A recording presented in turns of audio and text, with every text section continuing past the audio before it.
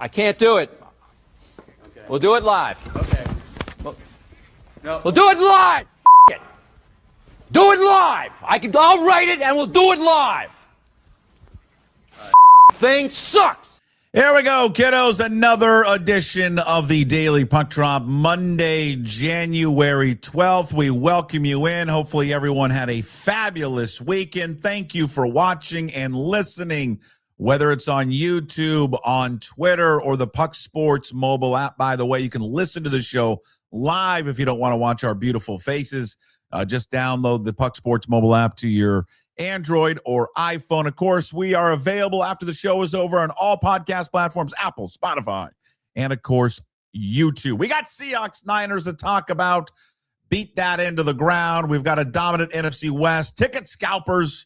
The Dugar Report is here on a Monday. And of course, we wrap up every show with, hey, what the puck? We start off over every show, though, with giving thanks to the fine folks at Limbach Lumber who provide us with this wonderful studio that we have. They offer free deliveries, everything from whole house packages to homeowner DIY projects.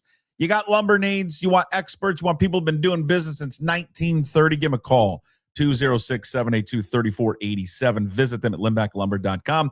You can visit the show on all social media platforms, Puck Sports everywhere except for TikTok, which is Puck_sports. And go visit pucksports.com. There you can sign up to become a Puck's Posse member.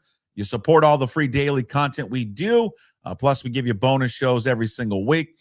Tuesdays, Sports Pit with Matt Stretch Johnson. Wednesday, Inside Pitch with Ryan Devish. And Thursdays, KJ Arntz with one Mitch Levy. Monday, Wednesdays, and Fridays, we are welcome from a man that is a journalistic legend and a pioneer in the business. And he's a great Coug. He's a great father. He's a great American, ladies and gentlemen. That's what he is more than anything. He's a great American. And he's a great gambler. And we can't wait to find out who he's got this week in the old NFL games. Ladies and gentlemen, from Bend, Oregon, the home of, you know what? It is, it is Jimmy Moore. What is it the home of? I didn't say I don't know what. What, a fun. bunch of white people? You want to say that? No, it's the home of fun. Okay. It is the home of fun. Although I wasn't having so much fun yesterday when Jacksonville lost. Jacksonville was my smoking lock of the week, and I would have hit a $200 parlay if they had won. And if the game had gone overtime, I'd have won $250. I would have had a bonus. Yeah. And why would I have been on Trevor Lawrence? Why would I expect him to do something different? Huh? He doesn't look right. There's something wrong with Trevor Lawrence. I don't know what it is. He just doesn't. I don't know. Something off about him. Didn't you think with a minute to go that he would have gone down the field and at least gotten a field goal? I don't know. I didn't have any faith in Trevor Lawrence. And by the way, with Jacksonville, I was thinking of this all day yesterday watching the game. Change the uniforms. They've had the same uniforms since they came into the league, and they're terrible. They're the worst uniforms in football. What's wrong with them? They're just not good. The helmets are bad. Colors are bad. Let's change it up, Jacksonville. Change it up. Okay. I didn't expect that. All right, we can get into the NFL playoffs, but I want to thank my sponsors. First off, Brad Brotherton, Brotherton Cadillac and Shoreline, Brotherton Cadillac, Brotherton Buick GMC in Renton. With Brotherton, you can expect customer convenience with online payment calculators, finance applications for pre-approval, and trade-in value tools to streamline the car buying experience. So stop by either dealership in Shoreline or Renton or visit brothertonauto.com. And you know what you can do today? You can go to the Angry Beaver. You can get a free shot of Jägermeister from Matt Baker. Just ask him that. And you can watch the Kraken play the Rangers at 4 o'clock.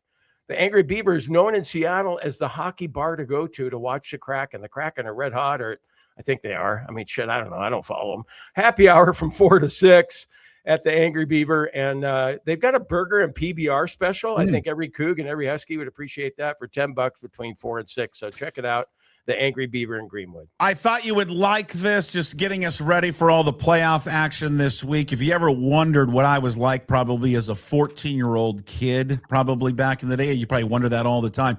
I'm going to introduce you to this Philadelphia Eagles fan, probably around 13 or 14, that was interviewed yesterday on the street as the 49ers had knocked off the Philadelphia Eagles. This was a huge letdown. This was my Christmas present, and I got a loss. Oh, no. You probably would have rather had Cole, huh? Yeah, probably. I'm feeling two of two things. A, I want A.J. Brown packing his bags, and I want him somewhere else that is not here. I love you, A.J., but, you can't make those drops in that game. And I also want Kevin Patullo flipping burgers at like the local McDonald's or something. I don't care. Why do you say that? Whenever he's an offensive coordinator, it's like he's flipping burgers. One side, he's cooking. One half, he's cooking. And the other half is completely raw. Wow. That's great stuff right there. Oh, that kid I mean, you was hope great. to get that kind of an interview from an adult, and then the kid just laying it all out there. It's just terrific, right? Just terrific. Well, we got what we wanted, right? We didn't want to face the Rams, but now we get the 49ers, and now it's just like, careful what you wish for. Here comes Shanahan and Purdy, and I know they're banged up and all that. But, God, it's the 49ers. I know it's better than the Rams. But Well, are you still. sure, though? After the weekend was over, do you come away from it? I thought after the Rams game, and they barely beat Carolina, I thought, well, okay, the Rams really haven't been playing all that well. Not to that point where you thought, oh, my God, they're the team to beat, especially since the Seahawks game. And, so I just thought it was 50-50, flip a coin, whether you get the Rams this week or you get them next week. And maybe the Bears will knock them off. But I guess if you had to give an edge to who you want to play, it's the 49ers. But still, you worry about Shanahan and what he's going to cook up in this third matchup of the two teams. Well, it's going to be, yeah, that's right. And in what adjustments are they going to make, and both sides are going to make it. It's just regardless whoever they played, whether it was the Rams or the Niners, it's a divisional opponent. You see them the third time. They know you better than anyone. And it's just, weird things happen. It's the Niners. And it just, it's just going to be an uncomfortable game. As much as everyone, that's what we wanted. I mean, we really wanted like the Packers to do it, right? And damn it, the Packers almost did it. And what we really wanted was the Panthers to knock off the Rams, which, damn it, they almost had them knocked out. That, you would have preferred to see Green Bay, but here comes San Francisco. They played San Francisco tough in both games. They dominated them really in the last game, even though the score didn't quite indicate it. But, is it a favorable matchup to them? Of course it is. I mean, with George Kittle out now with an Achilles, I mean, they are down to so many weapons on offense and defense that, it's the better matchup for them right away than the Rams. Yeah, and then I heard Shanahan talking yesterday, and also on the broadcast they were talking about it too. I mean, they're down, they're decimated on defense. Everybody knows Warner's been out the whole season, but they've got two linebackers out there. I don't even know who the hell they are, but I don't even think Shanahan knew who they were a month ago. Know. He has no idea who they are. a month ago they weren't on the roster. No, and so they're out there playing meaningful minutes against the Eagles in a playoff game. But getting the job done. You look at that last game, at least what the Seahawks did offensively. I mean, they left again a lot of points on the board now with the missed field goals and things like that, and going for it on fourth down. But they still only scored 13, right? They scored 13 points in two games against them. So 26 points combined. It's not like they've been up and down the field, especially in that last game against that defense, which is not that good, especially because of all the injuries. So I just think we all sign up for, can we get off to somewhat of a good, fast start on Saturday? Is there just any way, I don't know, take the first drive and kind of march down the field like they did the last time out, but let's end with a touchdown. Can we sign up for this? Can we get that to Kubiak, or is he too busy interviewing for every freaking job in America? What is it, 5 or 6 teams? No, I think it's 6. I think he's interviewed for every job. Yeah. I guess what's our concern level that Klint Kubiak leaves? And do you really? I mean, everybody seems to that covers pretty the high. team. It sounds like Klint Kubiak is a typical God. He's a great offensive coordinator, but he might dole the shit out of you as a head coach, right? And I guess, does that matter to people? Like, as long as he goes in there and coaches and wins, but like when you watch or listen to him, he doesn't give you that head coach vibe. No, he doesn't. And maybe he doesn't even care about that. But I suppose if he's doing all these interviews, he would like to be a head coach, and maybe you can move on. I like this thought about Mike McDaniel taking over as offensive coordinator. I don't know how other people feel about this guy, but I always get a kick out of him. And I think he had some success in Miami, and I know it didn't work out too well this year. Sure. but still, every time he's at the podium, I can't take my eyes off him because I can't believe that he's an NFL head coach. What is it that stands out about Mike McDaniel? Is it the sunglasses that he looks like some Miami drug dealer, or is it that he wears those joggers and then he pulls those joggers halfway up his leg? It's everything. Because he's everything you don't expect an NFL coach to look like. Yeah. And he doesn't give a shit. He's just like, okay, I'm Mike McDaniel. And he just kind of, talks and he just tells you what he thinks. And I get a kick out of him. I think it would be a great, I mean, he kind of comes from that same tree, right? It all kind of blends together, the Shanahan, McVay, and Kubiak and all that. So yeah, if he wants to be a coordinator again, unless somebody else gives him a head job, sure, why not? If Kubiak gets a gig. Yeah, at least it's not like college where you got to worry about, like Oregon, both their coordinators had already taken jobs elsewhere, but we're still coaching the Ducks. You don't have to worry about that in the NFL. Klint Kubiak going to be on the sideline the next 3 games, hopefully. Yeah. Right now, I believe Vegas has got him at 7.5. The Seahawks favored by 7.5 Saturday. We don't know the time yet. It's either going to be 1:30 or 5 o'clock. You're going to hear me complain again, and I'm actually going to complain in favor of the Niners. It's just stupid. Let them play on Sunday, for God's sakes. So even Shanahan was lobbying for that in his press conference. Yeah, the 2 teams that played on Saturday, they get to play on Sunday. They get an extra day. Why? Okay, and then why can't they just give us a time on Saturday? Why do they have to wait for this AFC matchup tonight? Why do they have to wait on that? Yeah, they've already said the 2 games on Saturday, haven't they? Yeah. So I'm not sure. Buffalo and Denver? It's Buffalo and Denver, Seattle, and San Francisco. I'm not sure why. I'm not sure why they've got to wait on that. One of them is 1:30 and one of them is 5 o'clock. My hunch is the Seattle one for 5 o'clock. My hunch is it's going to be the other one. You think? Yeah. Why? I know the media. I know the market. I know the market is bigger here. Like we're 13. I think Denver's 18, maybe. I think nationally, Denver is a bigger follow than Seattle. God, I don't know. I just think they always have been. I think that Seahawks 49ers rivalry is enough juice there that they would want that one in prime time. Oh, it's a better game, but I don't know. I think that Denver has a bigger, to me, it always feels like you watch these morning shows, like Denver gets a lot of play a lot of times. They get a lot of play. I think Denver's got a bigger following nationally. And then I think the whole situation with Josh Allen, the biggest individual name in the 2 games is him. So I think they want to kind of cover, him going to the AFC Championship game. That would be my guess. Have you ever seen a 9-yard quarterback sneak before? He's awesome. Yeah, I love Josh Allen. If the Seahawks don't win it, the whole thing, I want the Bills to win it. I do too, because it was 4 years in a row they went to the Super Bowl and didn't win.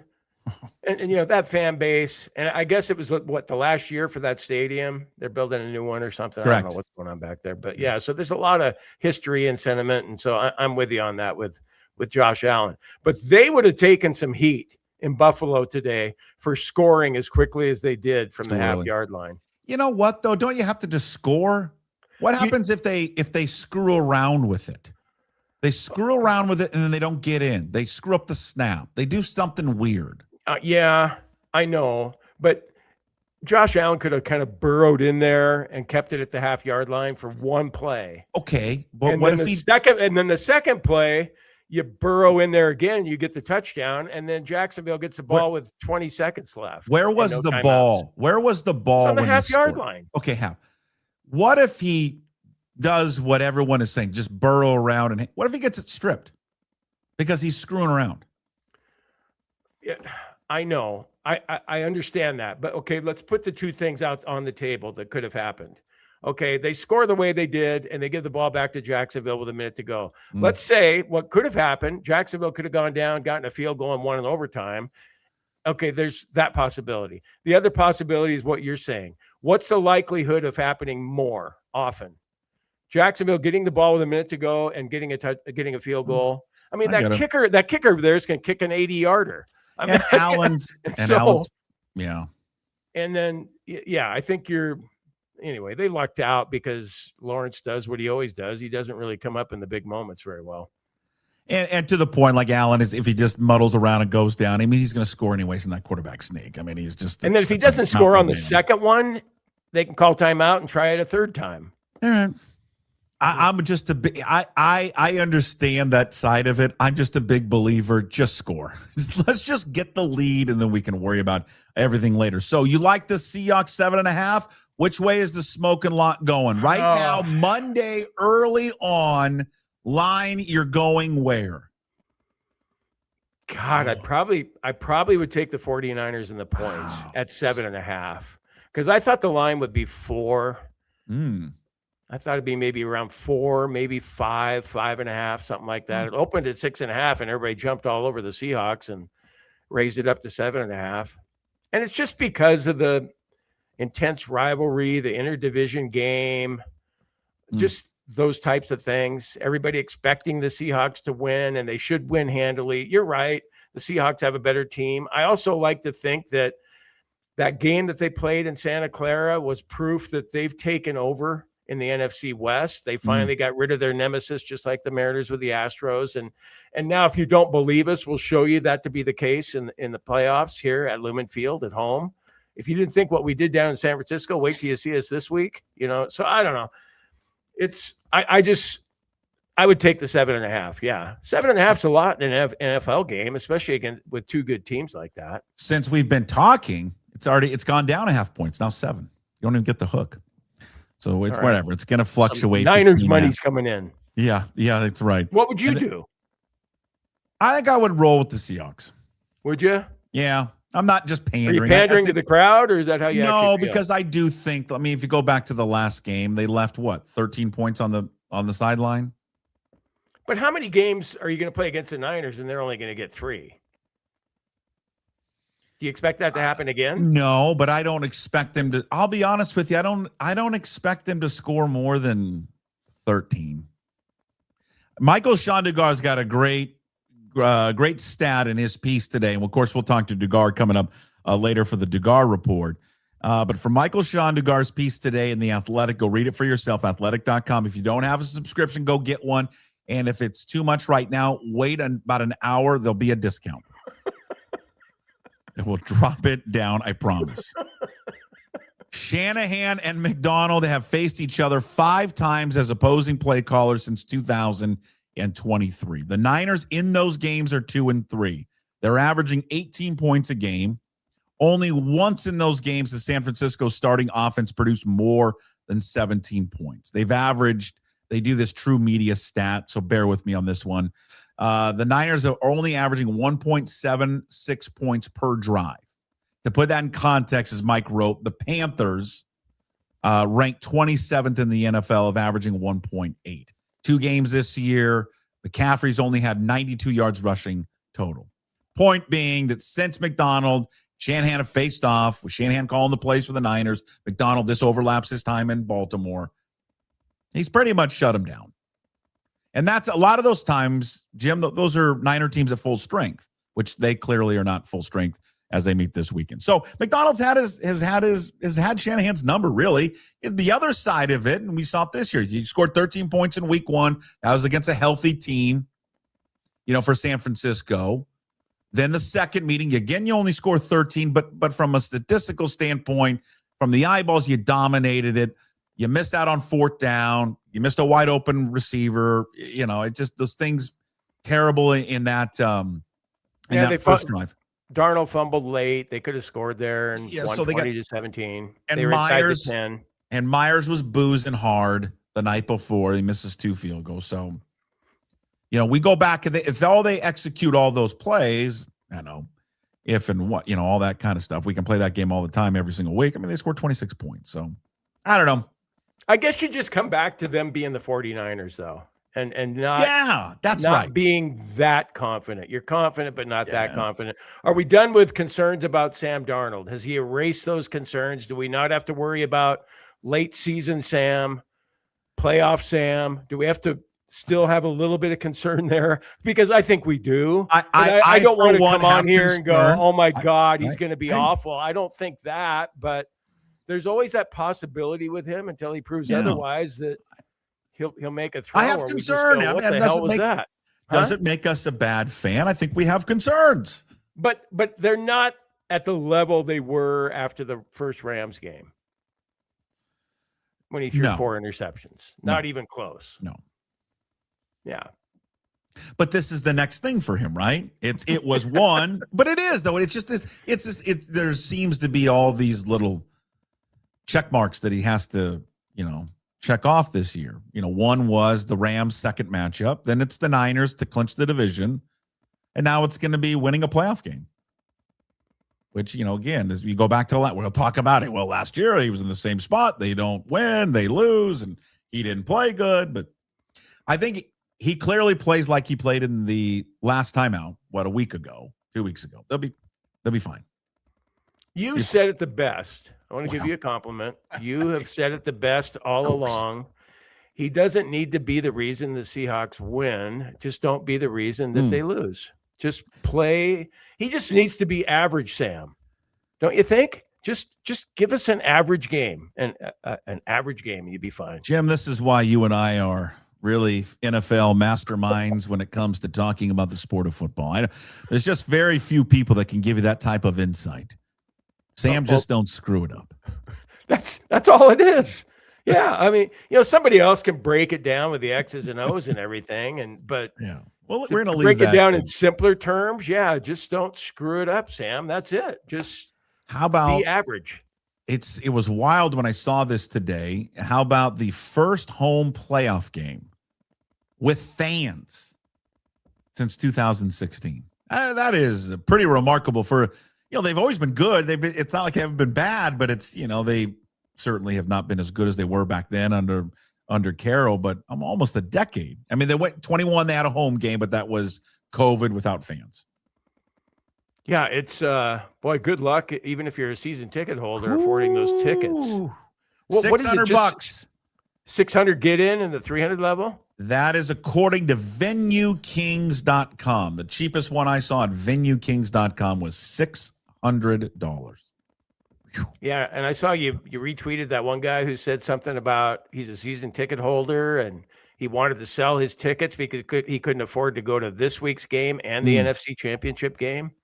And then he's getting some backfire on that. Well, the Seahawks sent out an email, not to every season ticket holder. And they did this before in the beginning of the season too.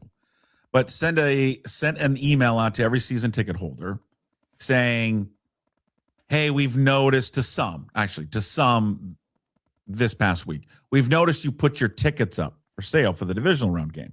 Here's a reminder. We have the right to knock you off the priority list. We've got the right to take away your tickets if we see that you continue to sell your tickets. They're trying to, dissuade fans from buying, or people, I guess scalpers, from buying tickets and then reselling them. I guess I would ask. Do they have a legal right to do that? Well, sure. I'm sure it's in I bet it is. When you probably sign over, it probably says that. I have an issue with this one, but I don't really want to hammer them on it too much. But I think it's ridiculous. I really do. These people bought their tickets. They should be able to do whatever they want with their tickets. Might be selling them to Seahawks fans. You might be. Fear is that you're selling them to 49er fans. I just don't think any organization or any company, when you put over the amount of money that people have got to put over to buy these fucking tickets, okay, it ain't cheap. I don't think you then get to tell them what to do with it. That's just my opinion. I also understand the other side of it. Hey, we don't want this place to be, flooded with a bunch of opposing fans. I got a newsflash for you guys, and I've been a lot of games. The Niner fans are always there. Want to know why? Because there's a bunch of people that live up here from the Bay Area that are Niner fans. Yeah. Okay, it's not like there's certain teams that have come in here that have flooded that place. Who are we talking about? Packer fans? My God. Packer fans are like people that are fans of the Yankees. They're just everywhere. They didn't even live there. They're just Packer fans. Bills fans, that was the first time they'd ever been out here on the West Coast, forever against them. And so they came here. I think we make way, way too much out of it. I think the Seahawks are overreacting to this a lot. And I just don't like when a company is telling somebody else that forked over $3,000 for tickets that, hey, no, you can't do that. Yeah. Yeah, that's just a small break. It's a tough one for most people, especially if you want to take the kids and your wife and go to a game, and you're looking at $3,000. Well, I know that I was talking to a buddy of mine. I was asking him how much where he sits, and they sit like in the end zone. Like, how much are his tickets different? Playoffs from regular season. He said in the divisional round, $312 per ticket for the divisional round game. Now that is up from the games in which he pays about $170. That's less than I thought you were going to say. Yeah, and then the championship game is $416. But here, this is what I would say to the Seahawks. This is what I don't like about them in any organization, not the only one. So you buy season tickets for a ticket that costs you $170 during the regular season, right? Which is not bad. But then you get to the playoffs and now you're doubling it. Does that seem fair to the consumer? No. Okay. It does not. So then when you do that to the consumer, why can't they just sell them then? I don't know. Yeah. No, regardless of whatever they're trying to enact in their policy, you're right. We're going to be watching that game and going, man, there's a lot of red there. There always seems to be a lot of red. Maybe there's more red than there's ever been before. Maybe Seahawks fans are doing it more. I don't know. It's never really bothered me as much as it's bothered other people, but they're taking a stance against it. And I'm not saying that there's not people that are doing it. Of course there are. And it's really weird. I don't really think it's the normal fan, by the way. Do you? Because when I see these fans, it's usually behind the team's bench on the 100 level. Like, it seems it's like that area. That doesn't seem like the normal blue-collar fan that I used to sit with up in the Hawk's Nest. So it's the rich Bay Area. It's the rich people that are selling them, that are just doing it to do it. I don't know. I mean, I don't think next week at this time that we're going to be talking about, man, if there'd been more Seahawk fans there, they would have won the game if they lose or anything like that. I don't think that's going to be a factor at all. No, I don't know. No, not one bit. So, but yeah, they've at least taken the stance. But here's what I'd want to put the finishing touches on this and move on. But I'd like to know how they determine if you've sold them too much. Like, what's their threshold? 3 games, 4 games, more than half, 5 games, and then they can just pull it?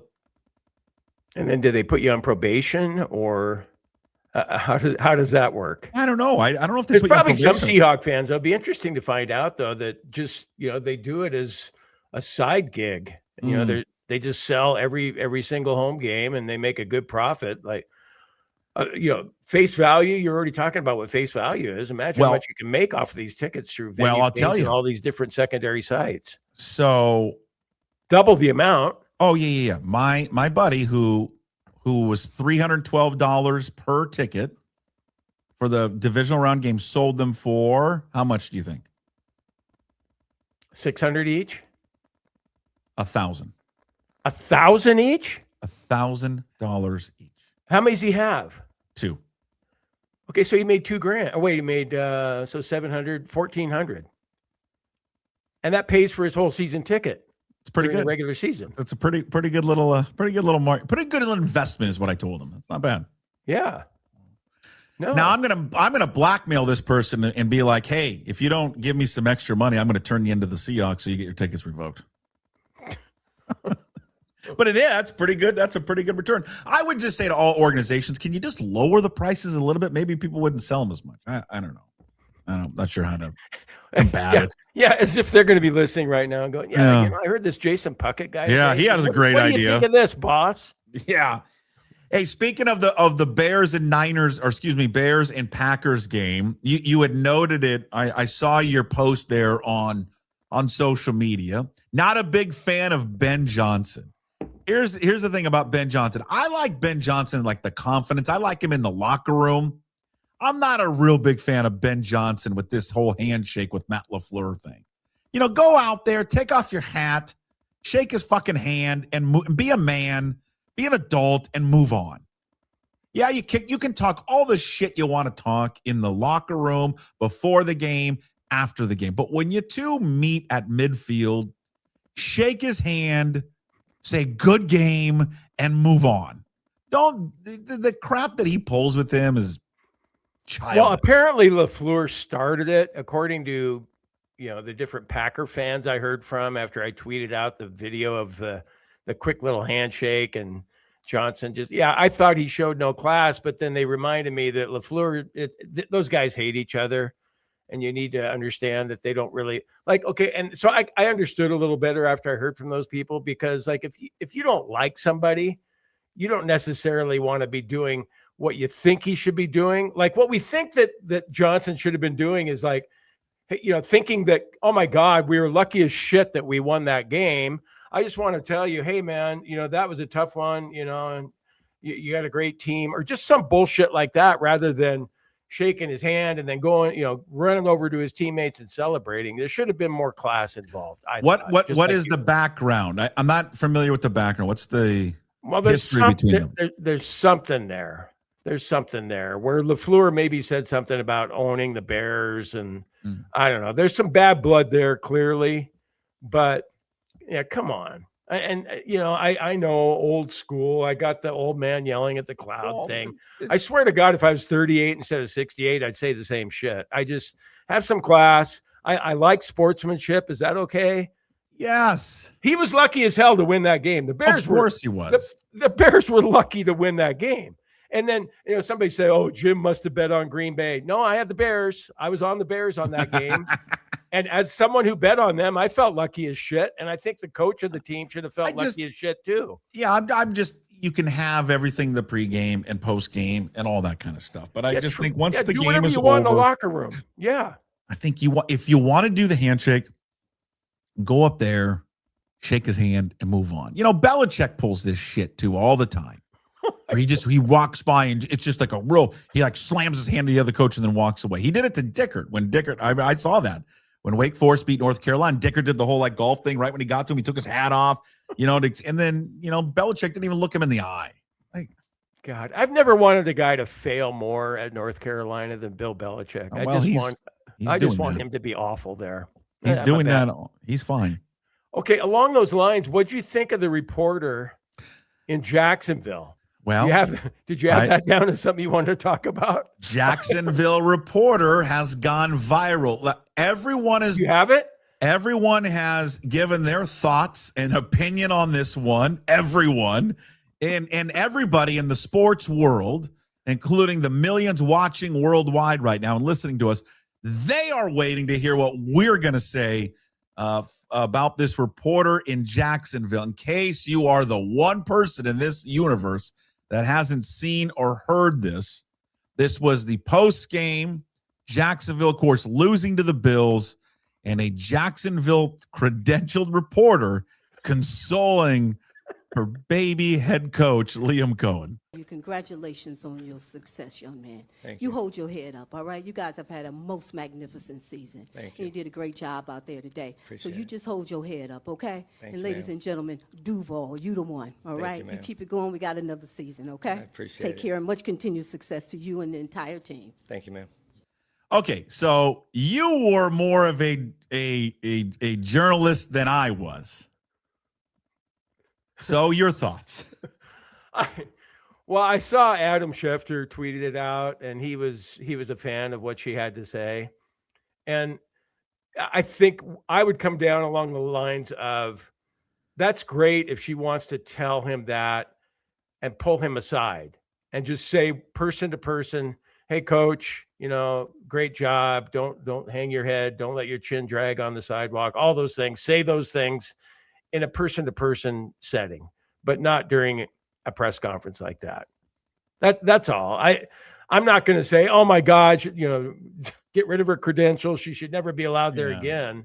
But I just think that's something, if she had, in hindsight, what she should have done was just say it off to the side. I agree with that one. Just off to the side, later, what have you. But I don't know. There's got people in there that are trying to get quotes from him about the game, and you got this woman. I'm just so sorry for you. What are you? They got to be sorry for? He coaches football. He lost a game. Didn't lose a life. I mean, it's a football game. Yeah, I mean, he should have she's said, acting like "Yeah, that's she's okay. acting- I'm still making $6 million a year, so I'm good." She's acting like he lost a kid or something. He's got his tears in his eyes, and she's like, "Come on No, over. I'm not I'm going to gonna make rip you a that Sunday lady. dinner." I guess she's I'm been a not reporter there ripping for her. 20 years, and she's well known in that community, Sure. and so good for her. And what a nice lady. Okay, she so sounded like. She sounded like a lovely lady, a Yeah. wonderful lady that we all probably, if we were in her presence, we would be like, we would want her as our grandmother. I know, but if I'd been at that press conference, I'd have been like looking back at her, going and looking at the other reporters and going like, "What the fuck, man?" I imagine when she was asking that question, I'm trying to think of the most like hard ass beat reporters I've ever come across. And I don't think there's anyone that was more of a dick as a beat reporter than Bob Finnegan of the Seattle Times. Oh, so Bob Finnegan. Yeah. So all I wondered was what Bob Finnegan, who used to cover the Mariners for the Seattle Times, was sitting in there and turned around and saw that lady. Well, I thought about Mike Cohen. I worked with Mike Cohen. Yeah. He was at the News Tribune, and you know, he was always going after facts and good quotes like a lot of us were. But Mike was a great reporter. But I bet Mike Cohen would have gone off on her. Yeah. He'd be like, "Well, what are you doing? We're trying to get information here." You would have pulled her aside. I'll pull your credential. And I've got the power to do so. Guaranteed. It was nice, though. It was nice. I know it was nice. Where do we stand, though? I was thinking about this when she was asking the question, okay? And there was, a lot of people said, "Oh, my God, she shouldn't have asked that during that press conference." I think you and I are both like, yeah, she shouldn't have asked it. It was the worst thing in the world. No, do it off to the side and all that.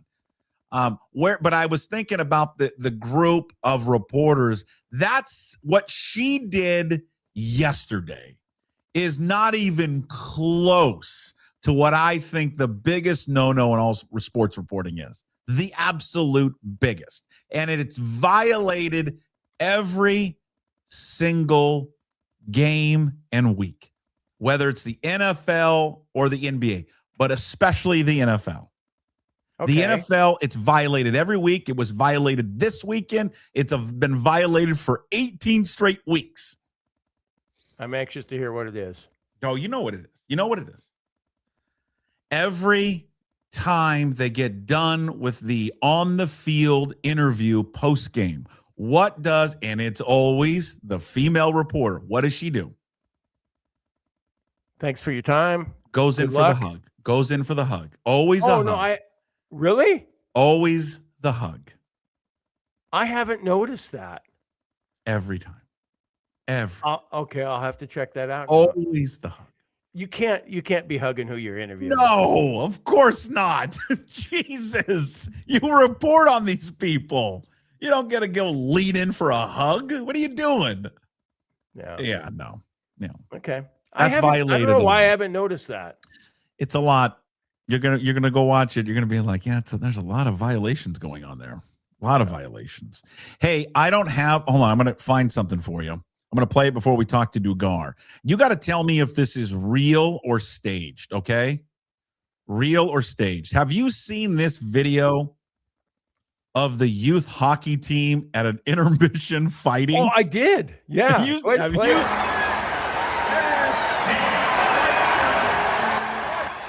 Look at these little kids are throwing haymakers. Haymakers during an intermission of a minor league hockey game. The Hershey Bears. These are the Hershey Bears Mites on Ice intermission segment. The players. How old are these kids? I'm going to get to it. The players are from the Central Penn Panthers Youth Ice Hockey Club. This team right there, it's one team, by the way. They just split it up into two groups. It's one team split. They are 8 and under.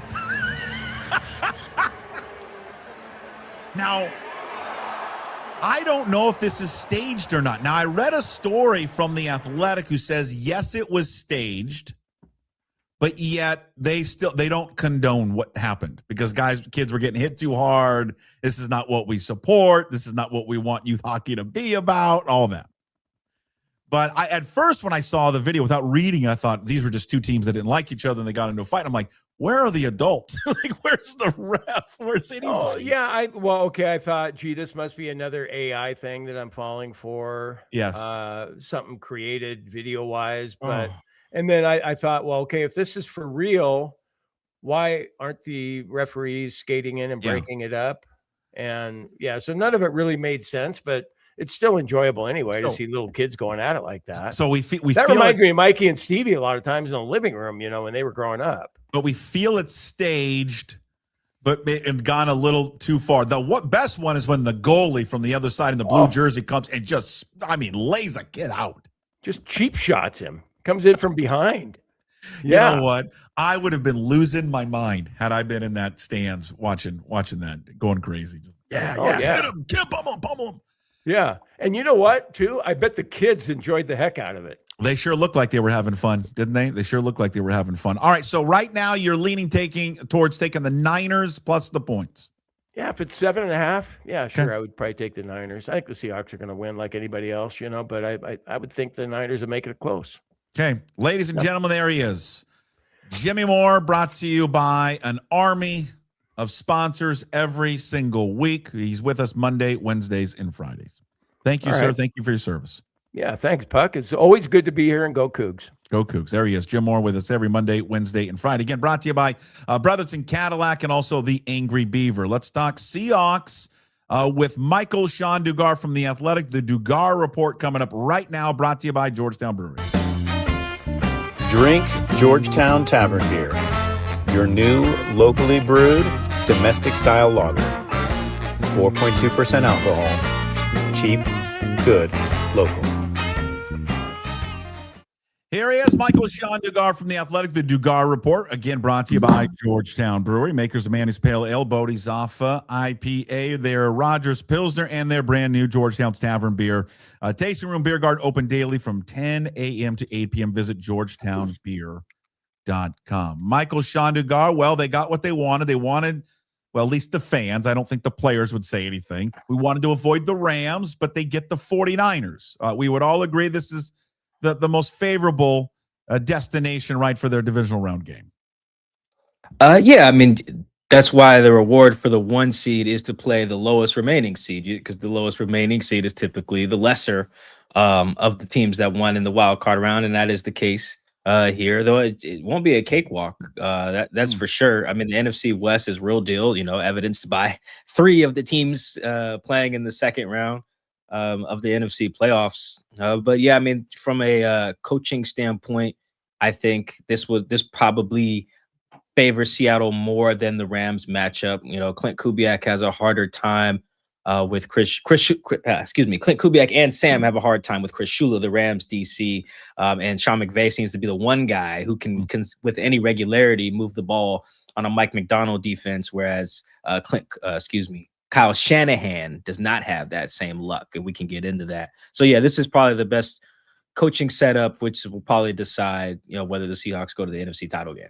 Well, you had it in your story, and we were talking, Jim and I were talking about it earlier. Go read Mike's latest piece up at The Athletic, theathletic.com, that the last 5 meetings between these two, and this, goes and carries over from when Macdonald was in Baltimore, that Mike Macdonald's defense is pretty much just shut Shanahan's offense down, right? Averaging about 18 points a game. Their starters haven't scored more than 17. So Mike Macdonald has kind of been in Shanahan's back pocket. Yeah, it's really impressive. They scored over 17 one time last year in week 6 on Thursday night. It was like 36-24 or something like that. But yeah, for the most part, when Kyle Shanahan plays Mike Macdonald, his offense looks like what the Panthers offense was this year. Or what like the Saints offense is not good at all. They're not very efficient. They're not very explosive. Don't generally run the ball very well. Even when they have Christian McCaffrey, they've actually run it a little better in the games they haven't, which is odd. So yeah, I think that's when Mike Macdonald was hired, Puck, and you know this, he got hired in part because Pete couldn't beat Shanahan and McVay no more. That's how it works in the NFL. You can't win your division, you get the boot. It's hard to keep your job no matter how good you are on your side of the ball if you keep having to go in the wild card round of the playoffs on the road. It's just unsustainable, and we're seeing teams get rid of coaches who are decent, who get to the wild card round, but don't get any further than that. John Harbaugh just got the axe. Mike McDaniel has made the playoffs a few times, but for the Seahawks, where they're in competitive but not contending mode, and to contend, you need to win your division. And so I think Mike Macdonald has checked a huge box in just having Kyle Shanahan's number, and that's why they are where they are. And if they get to the NFC title game, that'll probably be the biggest reason for it. And where does it start for McDonald's defense against them? Yeah, I mean, they can't run the ball. There's Kyle Shanahan and Sean McVay kind of get lumped into the same play caller bucket, but they actually philosophically are pretty different, actually. Whereas Shanahan is really chasing a numbers advantage. He likes to move motion, tight ends, fullbacks, whatever, so that the numbers align so he can get favorable run game stuff. Because if he does, he gets explosives in the run game, and then you're cooked at that point. Then your linebackers are, their heads are spinning. And whereas McVay is more like, if my quarterback's a badass, I can just give him the answers to the test and he'll go figure it out no matter what the numbers are, And so it's different. So for Shanahan, it's a little easier to stop, even though his quarterback's a badass as well. But like, if we're just playing a math game, I can figure out a math game if I'm Mike Macdonald. If I know you like to load up this side from this hash at this down and distance, I study long enough, I'll get you. And that's what he's been able to do, which is why his Kyle Shanahan's offenses don't just look average when they play Macdonald. They legitimately stink. If Kyle Shanahan played Macdonald for a full season, he'd get fired by Christmas. And that's how bad his offenses are when he plays this guy.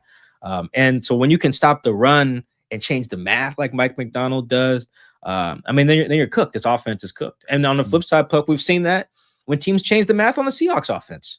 We've seen where they can't score more than 3 points or 6 points, or they've had a few games where they only had one touchdown, or a couple, I think at least one with no touchdowns. So the scheme is pretty beatable if you've got the pieces and a good enough defensive mind on the other side. So what should worry Seahawks fans then? Because everything that you're laying out is the Seahawks should win pretty comfortably. Again, they did it the last time they met. Should have been worse than 13-3. But what would give them cause for concern this Saturday? The defensive coordinator for the 49ers. I'm really high on Robert Saleh. I would have hired him as a head coach after the Jets thing, because it was very clear that was a Jets problem, not just a Saleh problem. You need any evidence? Go look at the Jets defense the minute they fired Saleh. They were garbage, and they were competitive when they had him. And Saleh is about as good as his job as any defensive coach, I think, in the league. I had a feeling that Jalen Hurts would struggle against him. If your quarterback has a deficiency, and Pete used to be good at this too, if he just has a deficiency, even if it's small, he'll find it, and the Eagles have one with their quarterback. It's very obvious. Saleh unlocks it. Brian Flores does the same thing. Spagnuolo does the same thing in Kansas City, mostly with blitzes. But it's the idea. It's like, if there's something you don't do well, I'm about to kick your ass today. And Saleh's been able to figure that out.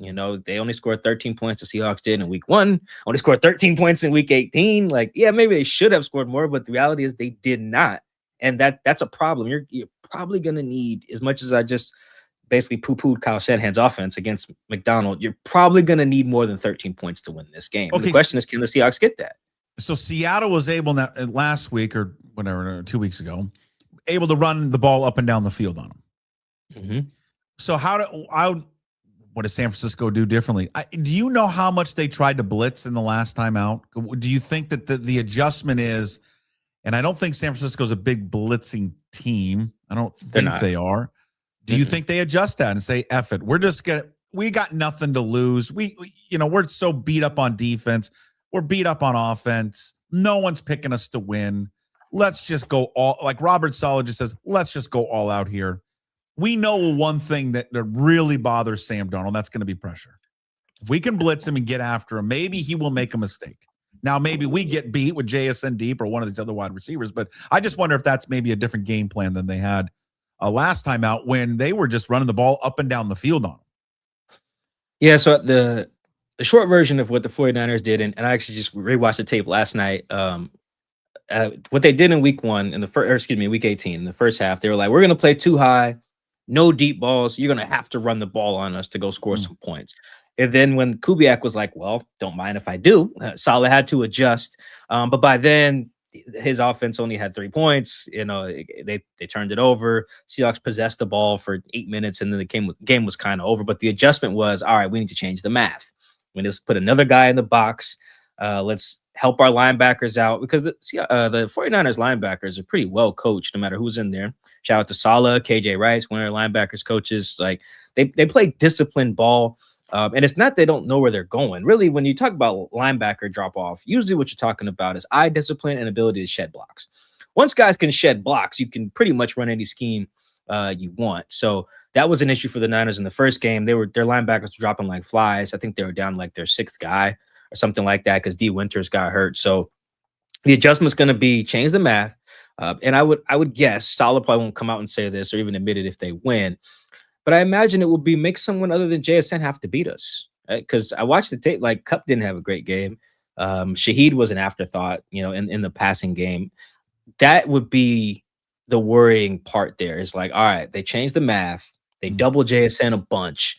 Okay, who else can deliver explosives? That's the thing about this offense. JSN's the most reliable guy for explosives. Anybody else can get the ball. That's fine. Sure, you can get Eric Saubert 6-yard catches are not scaring any team, with all respect to Eric. It's JSN 16-yard dig routes that scare people. It's JSN 17-yard comeback routes that scare teams. It's not any of the other stuff. So can the Seahawks get that other stuff? Because last time, Puck, they were very comfortable saying, all right, Diamador Lenore, you got number 22. Run with him one-on-one. We don't care. And the Seahawks didn't try him at all. If that happens again, I'd be a little worried about their ability to score points, especially if Sam's just fixated on throwing it to number 11. Yeah, because they didn't really, in Week 18, really push the ball at all downfield. Nope. It only to Jax. That was it. There was some couple crossers over the middle, couple digs, couple crossers over the middle to Jax. One goal ball to Jax in the end zone that got broken up. And nothing really to Shaheed. An off-script play to Kupp for 20 yards. I think we talked about that last week. It was a great play, but it was not like a designed explosive for Kupp. It was, some improvising there.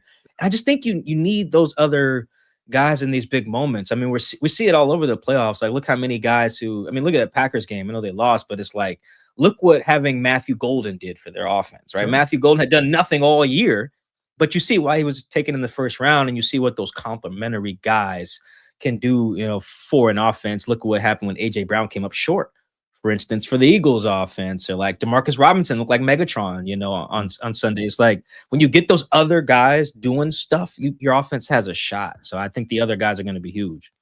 It is funny we still haven't yet to see the Rashid Shaheed deep ball and catch. We're not even seeing the targets. Damn the catch. We're not even seeing the attempts. We've seen, I think, 2. Emmanuel Forbes broke up 1. And they tried one against the Titans. You probably can't tell on the broadcast copy because Sam got hit. And a DB basically almost caught it against the Titans. And that was a Shaheed deep shot is what he was trying to do there. That's it. That's the only 2 I can find that he's even attempted. That's a problem. But even in the one, you're talking about the one that got broken up in the end zone, but that was on their plus side of the field, wasn't it? That wasn't like from like the 35 or 40. Like, yeah, Mike, I'm talking about the deep drop play action. We are going 70. Deep post, like they haven't even tried, other than the Titans game. That I am pretty kind of shocked that since that deal that they haven't really tried that at all, because that was everything that he was built up to be. Yeah, and that's what he was in this offense. Last year with Kubiak in New Orleans with quarterback play. I think Sam's way better than Derek Carr, right? And those guys, they were lighting it up down there. So they're due. I guess that's the good news for the Seahawks. Like, you just can't keep it. How disciplined can a defense be? That's going to be the question. And the Robert Saleh defense is pretty disciplined. They're pretty good at picking up on tendencies. He gets those guys fight. I know it's a Seahawks segment, but I think that Robert Saleh is a very big key here versus Klint Kubiak. Like, the guys in the headsets are going to matter quite a bit here. Like, I know it's great that Mike Macdonald has figured out Kyle Shanahan. That's great. That is part 1. Part 2 is figuring out the other side of the ball, because no matter if their best pass rusher is Bryce Huff and their best DB is Diamador Lenore, Saleh has those guys fighting. He has them ready. He has them well scouted. He had the Eagles well scouted, on the last drive. It was perfect stuff. So, I think they just need to get the other guys involved just for a couple of explosives. Look at the Rams game they won, Puck. Look at just what a few explosives from Rashid did. And that is all you need. Just give me like two explosives from Shaheed, whether running or receiver, and that's going to change the whole game. But we all expect, if Seattle comes out, plays their style of game, Darnold, like the last time out, doesn't turn it over, and they just play a normal average game, that they walk away with this one with a comfortable win or more than 7. Yeah, I think so. But the problem with playing like an ugly, grinded out possession game is the margin for error shrinks. You can look at that game against the Niners, like you just don't change anything about guys who shed blocks or whatever, ran routes, just change like a few 50-50 balls. Like Sam put a ball right in the DB's hand on the last drive. He just didn't get his second foot down. Sam and Charbonnet botched a handoff, and a 49er had it in his hands. I don't know how Zach actually came up with that ball. Christian McCaffrey has the ball in his hands, juggles it straight into Drake Thomas's chest. Like, those are plays that if you change nothing else, those are just fortuitous bounces. And those are the things that when they go your way in a close game, you're like, oh, wow, we played great, championship ball. And then when you lose a game and those don't go where, you're like, wow, look at all these missed opportunities we had, So you don't want to leave it close enough to that those bounces are heightened when they don't go your way. You want those bounces to not matter, because you're winning by 13 or whatever. Yeah. And I do think the Seahawks are a couple touchdowns better than the Seahawks. It's a team with 5 all-pro guys on it. Like, this is a legitimate team, and they're better than the Niners. It's going to be a grind out, butt clenching game. It just is. Yeah, I gotta. And it shouldn't be, though. That's the thing. This shouldn't be, but it just is. It's gonna. You know what I think it should be like? It should be like, and I was just reading Pete's quotes on this from a couple years ago. It should be like the last time they played in the playoffs, where the Niners it was flipped. The Seahawks were like a fun, gutsy team. They weren't like injury ravaged like the current Niners, but they're the 7th seed. They were just frisky. They weren't that good. The Niners team was serious. They were serious business in 2022. And it was, I think the Seahawks led at half. It was like 14-13 or something like that. DK had a great game, right? Yeah, and they ended up losing by 20 because the Niners eventually just they turned it on and said, hey, this don't have to be close. Just because it's a rivalry game, it's our 3rd time playing y'all. It's hard to beat a team 3 times. No, it's not. If we're better than you, we should do what we're supposed to do. We'll win all 3 times, which they did. So I think it might be like that, where it's close. Seahawks fans are real frustrated. My mentions look real nasty at halftime. And then they turn it up, and it kind of looks like that Falcons game or any of the other games where they've turned up on teams in the second half, because they are better. And if they handle business, the score should reflect that. Does Mike Macdonald use this kind of motivation? Do you think how many times they're going to show the Jawan Jennings press conference, the multiple times that him saying this is the game they wanted? No, Mike's not really into that. And the good thing about social media is you don't have to. Like, everybody saw that. Yeah. It's I saw the Mike Garafolo interview with Juwan, and then he doubled down on it in his press conference. By the time I looked up and it was on SportsCenter, I was like, okay, well they've seen it. They got the motivation. No one had to show Jackson Smith and Jigba the Diamador Lenore comments from week 17. Jackson's 23 with Wi-Fi. Of course he saw it. Or someone in his family saw it. You don't got to show him that type of stuff. Mike's pretty big on all right, forget all that. Let's just focus on one play at a time. It's corny, it's coach speak, but that is how you got to do it, and let the guys who are fired up by the rivalry part, by the extra stuff, let them be that. Because some guys are, you go look at their all access video, and I quoted Chenna in my story. Chenna opens the pregame week 18. He's like, yeah, we owe y'all. We're gonna whoop some ass today. Because he's into that. Nicky Manwari's into that, getting some get back. Ernest Jones is into that, mostly when they play the Niners. But when they play the Rams, his old team. But some guys are motivated like that, and some guys are like Jax. Like, I don't care, man. Let's just win so we can go to the Super Bowl. Hey, would you be surprised? I would if you would have told me, I don't know, a few weeks ago, I'd say there's not a chance. But I think maybe with the way that the Rams are kind of playing right now, and this just I know everyone's going to say, oh, they were lucky to beat the Packers. Sure, I dance with that. It seems like every game this year that the Bears have won, there's always someone says, wow, they were lucky. Oh, that they really weren't that good. Oh, the other team did this. Okay, fine. All they keep doing is winning. And each week, that quarterback gets better and better and better and better. And I'm just wondering, I'm just not going to be stunned or shocked at all if the Bears beat them. I know the Rams are favorites, but Caleb Williams and that group, they have these close games, and they look like they're dead, Mike, but they pull it out, and he is a huge factor. He's such an exciting football player, man. He just, the way he moves and his arm, And I think you couple that with the way the Rams are playing. I don't think anyone would be surprised if the Bears beat them coming up this weekend. No, not at all. I think for better or worse, the Bears Ben Johnson, we're learning, is not like this recluse who sits in his office and has no personality. Like, he is very fiery, he's very emotional, and his team seems to be that way as well. Like they build off like momentum. Like, oh, we got him. We got him. Shot play. Boom. Let's roll. Like, and next thing you know, they've scored like 20 points or whatever in a quarter. But I think the Bears are this year's Washington Commanders, where I think last year the Commanders won like 6 games on the final play of scrimmage in regulation or overtime, like including the playoffs. They were cardiac kids. The Bears have probably matched that number or are about to match it very soon here. And the thing about that is it's not sustainable, which is why the Commanders regressed badly. However, it doesn't need to be sustainable to win one game on one night. You can just live on that for however long if you just execute on that day, on that night. The problem is when you run into a real team, then you can regress. And that's why they gave it 60, I think, in the NFC Championship game. Like, that was not a surprise to me. I saw a bad team that was winning close games, which is what you just described as the Bears are, basically.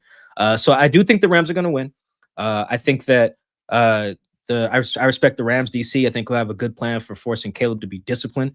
I think he's a little hamstrung in that regard because his DBs aren't very good, which Bryce Young exposed a little bit on Saturday. But I do think the Rams are going to win. I think that Bears defense is going to have a problem stopping Stafford. Stafford's on a heater right now. He's got championship pedigree. But I do think if the Bears did win and they saw a real team in the Seahawks in the championship game, that is where, much like the Commanders, they could just get an ass whooping. What is your best guess telling you, your hunch, 1:30 or 5 on Saturday? That's a good question. I mean, it should be the night. Like, in my opinion, it should be the night game. It's hard to, I've covered and I've talked to people who've been at other night game environments, around the league. Like, Seattle is probably a top 5 night game experience, for I'm talking not even just fans or writers too. I'm talking people who are on the sidelines for this, people who work at the networks. Great. It's up there. Baltimore is highly thought of as well. Pittsburgh as well as a Philly. There's just some environments where it's ooh, a night game here will be very turned up. Minnesota, though that's inside, so it's not as same. But in terms of outside places, Seattle should be the night game. That feels obvious to me. And though I don't have a dog in this fight, Puck, I did enjoy Kyle Shanahan being yeah, no, man, if the NFL loves us, they'll let us play on Sunday. And then 20 minutes later, it's no, we don't love you, man. Get back on that plane. We'll see you Saturday. Yeah, I just don't. I mean, here I am. I'm going to stick up for the Niners. I don't like it. I don't like that they got to play Sunday, then have to turn around and play Saturday when the two teams that played Saturday get to play Sunday. But no, I mean, it's objectively the league's been unfair with all this stuff for years and making them play on Thursdays and Tuesdays and Wednesdays and Christmas and everything else. But in Brazil and Guatemala and wherever else, Germany and Australia. Aren't they playing? Aren't the Seahawks? Are they playing in Australia next year? Is that the rumor? The Rams are playing in Australia. Yeah, one of the rumors is that the Seahawks would be their opening game. However, a wrench in that plan would be if the Seahawks were to win the Super Bowl, then their opener would have to be Thursday night at home. You can't play the Rams on the road to open. So if you don't want the Seahawks to play in Australia, there you go. Here's how you fix that and force would the Athletic pick up that tab for you to go to Australia? Oh yeah. I've been to Germany, London. Okay. I think we sent our Chargers writer to Brazil this last year, and our Philly writer to Brazil. I think 2 years ago for the opener there. Fun. Nah, I'm okay, man. I would much rather them win the Super Bowl and host the Cardinals or something like that on Thursday night with all the pageantry. Treat it like an MLB opening day. That's a hell of a flight. Yeah, I'm good. I'm good on shout out to fans in Australia, but it's the NFL does not care about Kyle Shanahan. It was as long as he's been around the NFL, it's very cute and very naive for him to be maybe they'll help us out. No, man, he got to play on this short week against the best team. God, you know what the flight time on that is? 16 hours probably or something like that. 15 to 19 hours. Oh my jeez. Yeah, to play a football game. Yeah. So if to avoid that, Seahawks go ahead, go to the Super Bowl. win it, and then you won't even have to worry about. You'll be at opening night at Lumen Field, which I'm excited about. Puck. I've only covered one playoff game there. There were no fans. It was the COVID year, so I've never been to a home playoff game at Lumen Field with fans. So I'm just excited as fans and media and players and coaches are. I can't wait for that experience. If it's a night game, you're adding to the intoxication level of the participants. I love it. I can't wait. If it's not the night game, whichever network chooses against that is just ridiculous. That's fun. Just a bad business move. Yeah, it's great. Nothing like it. Nothing like playoff sports in your town. And this place will be just simply electric on Saturday. And I'm with you. It should be the night game. It's great. Yeah, the networks always do a good job of highlighting the city. It looks good on TV and all of it. So, Seahawks look beautiful on national TV. Yeah, they do. Yeah. They really do. Where can people watch and listen to you and read you all week long?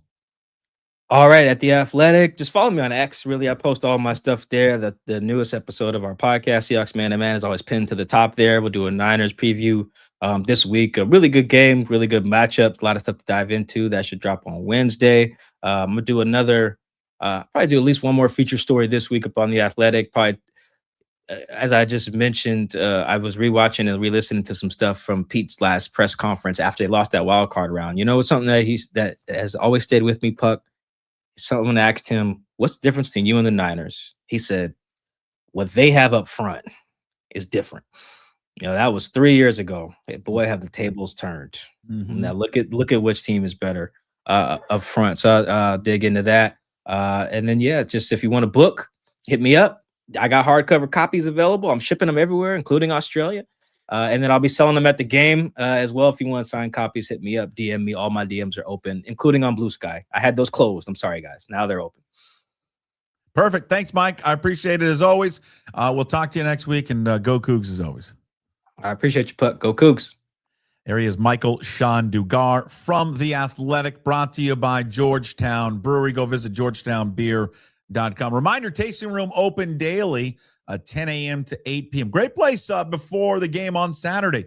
Go down to Georgetown, pre-funk at the brewery for a couple of hours, and then you know what I'd park down there, and then I'd lime scooter it up to the game, and then lime scooter it back to the brewery. I've just set up your whole day for you right there. Georgetown Brewery, georgetownbeer.com. No better place to go pregame and pre-funk a little bit before the Seahawks take on the San Francisco 49ers. All right, before we get out of here on a Monday, we've got Hey What the Puck coming up. But first, on this day, January 12th, let's start off 1967 in Louisville, Kentucky. Louisville. The draft board in Louisville, Kentucky refuses the exemption for a boxer by the name of Muhammad Ali. Specifically, the Kentucky Appeal Board and later the Texas Appeal Board refused his claim for exemption as a minister of Islam, rejecting his appeal and his objections based on his faith to serve there in the military, leading to his conviction of draft evasion. Back then, he refused induction on April 28, 1967. He was immediately then stripped of his heavyweight title. And of course, that saga goes on for a few years. The Supreme Court overturned his conviction in 1971, which allowed him to box again. But God, for 4 years, he was out of the game of boxing, comes back, regains the heavyweight boxing title with his win there over George Foreman. And it was just incredible. Just an incredible sacrifice by Muhammad Ali, knowing what he was about to give up. And he did give it up. But to stick to his convictions, got a lot of that anymore. Got a lot of people in sports, any walk of life, that would have put whatever they do on hold for 4 years and then come back and pick it all up all over again. 1969 on this day, the New York Jets beat the Colts 16-7, Super Bowl III. Of course, the first time, right? When the AFC, they come over there and they merge and they have this first Super Bowl. It's the first time a team from the former league is able to beat one of the originals. Joe Namath, of course, guaranteed the victory. Remember, he's sitting poolside. I guarantee we're going to win. They did. He's named the MVP of that Super Bowl. How about 1995? And I just saw him. They were just showing clips, I think, of the AFC Championship game yesterday. But the murder trial of O.J. Simpson on this day, January 12th, 1995, started in Los Angeles. And something they were showing yesterday, you see him in the background at the podium, giving the trophy away, where he was one of the NBC reporters. But on this day, 1995, the trial there of O.J. Simpson starts in L.A. All right, happy birthday goes out to Tim Horton, whose official name was Miles Gilbert Horton. He was born on this day back in 1930, would have been 95 today, passed away in 1974, tragically in a car accident. He opened up his first Tim Horton donut shop in Hamilton, Ontario, in 1964. Tim Hortons is now the flagship of the Restaurant Brands International. That includes Burger King and also Popeyes. Horton was a fabulous hockey player, by the way. Probably many people don't realize that he was actually a hockey player.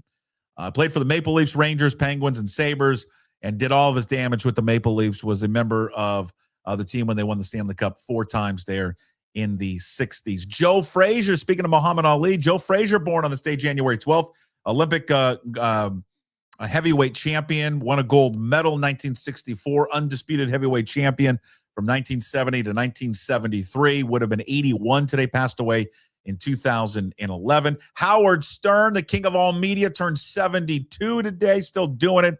They're on Sirius XM. The Human Highlight film, Dominique Wilkins, number 21. I got a poster of Wilkins still back in the day, one of those long, like 7-foot posters of Dominique Wilkins. 66 today, born in Paris, France. His father was stationed there in the military.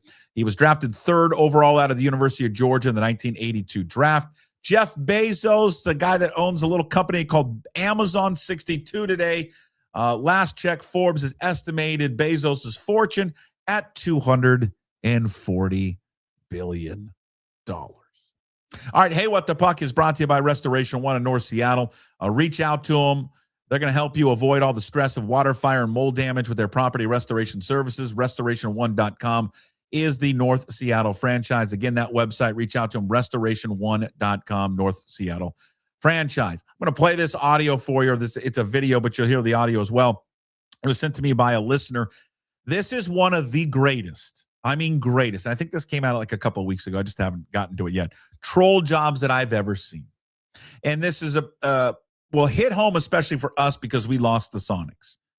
And the Oakland A's and the A's fan base has been jerked around for years, and all of Oakland has been jerked around for years. They lose the Raiders, they lose the Warriors to San Francisco, now they lose the A's to Las Vegas. And people are very upset, obviously, and rightfully so, because they left. Now, they got to play in Sacramento here for the next few years, then they'll move into Las Vegas. Now, they want and have attempted to get the name the Las Vegas A's. They can't. Why? Well, you're going to find out. A's are preparing for a move to Las Vegas, but they may not be taking their name with them. Good evening, everybody. I'm Vicki Liviakis. And I'm Ken Wayne. Early this morning, a trademark attorney posted to social media that on the same day that the Oakland A's announced they're going to play their next 3 years in Sacramento, that they also applied to the U.S. Patent and Trademark Office for trademarks to both the Sacramento A's and the Sacramento Athletics. However, it appears that the team might be more focused on their immediate move rather than the team's final destination. An application for the Las Vegas Athletics trademark is filed, but apparently it was not by the team. Crawford's Dan Kermit explains who is trying to claim the name. I just want to say we're excited to be here for the next 3 years. As the A's were announcing Thursday they would play the next 3 seasons in Sacramento, the U.S. Patent and Trademarks website shows they were also applying for the trademarks to both the Sacramento A's and the Sacramento Athletics. But that website also shows back on March 6th, someone applied for the trademark Las Vegas Athletics, and it wasn't the A's.